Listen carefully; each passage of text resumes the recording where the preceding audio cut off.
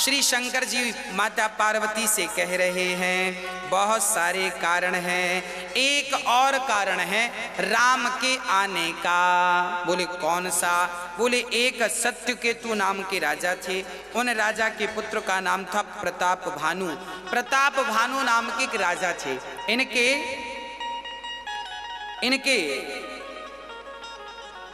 मंत्री का नाम था धर्म रुचि। राजा प्रताप भानु बड़े धर्मात्मा थे, भोजन करते, भंडारा करते, दान करते, पुण्य करते, चरण सेवा करते, वृक्ष लगाते, पानी बचाते, मतलब सारा कुछ करते, बावलियां बनवाते, कुआं खुदवाते, तालाब खुदवाते, पेड़ पौधे लगवाते। पहले के जमाने में लोग धर्म क्या करते थे? पहले के जमाने में लोग पेड़ लगाते थे, यही धर्म था। पेड़ लगाना भी सबसे बड़ा पुनीत कार्य है, पेड़ लगाना बहुत बड़ा पुण्य है। इसलिए वृक्ष लगाइए। आपके द्वारा लगाए हुए वृक्ष के नीचे कोई साधु आ गया और वहां बैठ के भजन कर लिया तो उसका सारा फल आपको मिलेगा, क्योंकि आपने वो छाया प्रदान। इसलिए कहता हूं मरने के पहले एक पीपल जरूर लगाना, वट वृक्ष जरूर लगाना, हाँ जी, खूब सेवा करना और बढ़िया पानी की जरूर व्यवस्था करना, पानी प्याऊ बनवाना, पानी की सेवा करना, पानी पिलाना। बड़े धर्मात्मा राजे थे प्रताप भानु। एक दिन अच्छा वो सारे राजाओं को जीत लिए थे। एक बार क्या हुआ, प्रताप भानु का एक राजा से युद्ध हुआ। वो राजा जब हार गया तो शर्म के मारे घर नहीं गया, जंगल में बाबा बन गया, बनावटी बाबा बन गया। अब वो सोचा कि गांव भी जाएंगे, घर भी जाएंगे तो लोग अपमान कहेंगे, लोग हार के आ गया। तो वो जंगल में चला गया, दाढ़ी बड़ी होगी, बाल बड़े हो गए और वो जंगल में रहने लगा। एक दिन प्रताप भानु शिकार खेलने उसी जंगल में आए। जंगल में गए, एक सुअर, एक मायावी सुअर था, वो राजा के सामने आया तो राजा सुअर का शिकार करने गए कि ये बड़ा उद्दंड है। अच्छा, पहले के राजा शिकार क्यों करते थे? पहले के राजा उद्दंड देखते थे। कई बार ना सुअर उद्दंड हो जाते थे, वो बाकी सुअरों को परेशान करते थे। कई मृग ऐसे होते थे हट्टे कट्टे कि वो बाकी मृगों को परेशान करते थे, तो राजा उनका शिकार करते थे कि बाकी वन्य जीव सुखी हो जाएं इनके अत्याचार से। तो उस सुअर का बड़ा अत्याचार देखा, वो सबको मार रहा था। तो प्रताप भानु चले गए और जंगल में जाकर प्रताप भानु ने सुअर का शिकार करना चाहा, पर वो घोर घनघोर जंगल में ले गया। अब प्रताप भानु ने देखा कि शाम हो गई, सुअर का तो पता नहीं चला, पर वो एक जंगल में, वीरान जंगल में अकेले फंस गए, रास्ता भी भटक गए, किस तरफ से आए थे, भयानक जंगल था। तभी वहां पर उसी कपटी साधु की कुटिया नजर आ गई। वह कपटी जो राजा प्रताप भानु से हार गया था, जंगल आ गया, उसी की कुटिया। अब प्रताप भानु को लगा कि यहाँ कोई धर्मात्मा राजा होगा, अब राजा धर्मात्मा संत होगा। प्रताप भानु को लगा कि जरूर जंगल में कोई संत होंगे। प्रताप भानु जी आए, संत को प्रणाम किया।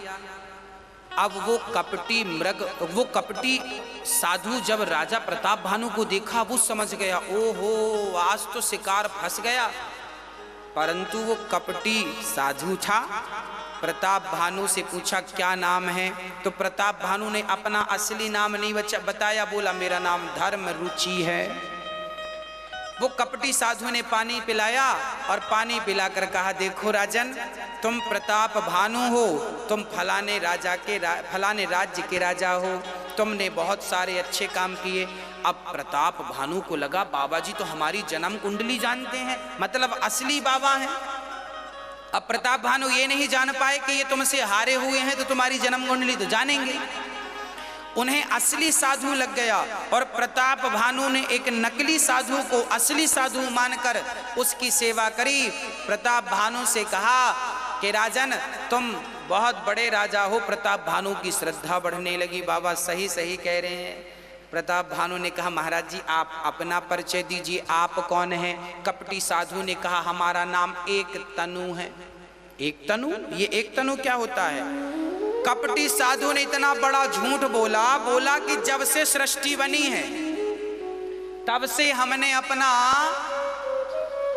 शरीर नहीं बदला, नहीं छोड़ा, इसलिए हम एक तनु हैं, एक ही तन पर हैं। कई युग बीत गए पर हम ज्यों की त्यों हैं।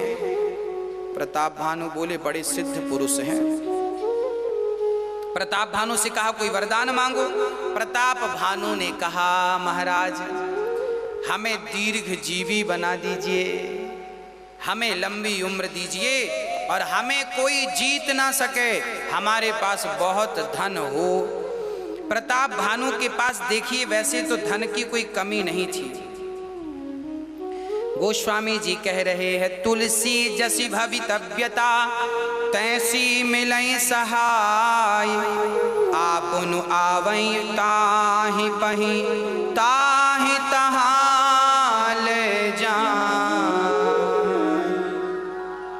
प्रताप भानु को इतना कुछ था, फिर भी संतोष न होने के कारण कपटी साधु ने कहा कि कल तुम परसों तुम भंडारा करना, ब्राह्मणों को बुलाना, भोजन कराना, बाकी मैं संभालूंगा। उनका आशीर्वाद मिलेगा, तुमको कोई जीत ना सकेगा। याद रखना भक्तों, जब कोई आपके घर मरता है ना तो आप तेरही करते हैं। तेरही में 13 ब्राह्मण होते हैं। तेरही में 13 ब्राह्मणों को आपने खवा दिया तो तेरही सफल हो गई। ब्राह्मणों को खवाने से क्या कहते हैं, ब्राह्मण के मुख से ही आपके पितर खाते हैं, ब्राह्मण के मुख से ही भगवान खाते हैं। इसलिए ब्राह्मणों को खिला दिया। तेरही में बहुत ज़्यादा झंझट करने की जरूरत नहीं है, बहुत खर्चा ना करो, केवल 13 ब्राह्मणों को खवाओ। आप फिर संपन्न हैं तो फिर बड़ा भंडारा करो, वो संपन्न नहीं है तो कम से कम 13 ब्राह्मणों को खिला दो। उनकी जूठी पत्तल से कौआ खाएगा। अभी यहाँ पर रोज भंडारा हो रहा है ना, तो हम रोज देखते हैं कि यहाँ 500 लगभग 500 लोग रोज खा रहे हैं। इनमें छोटे छोटे बच्चे हैं, बूढ़े लोग हैं, संत हैं, विकलांग हैं, असहाय हैं।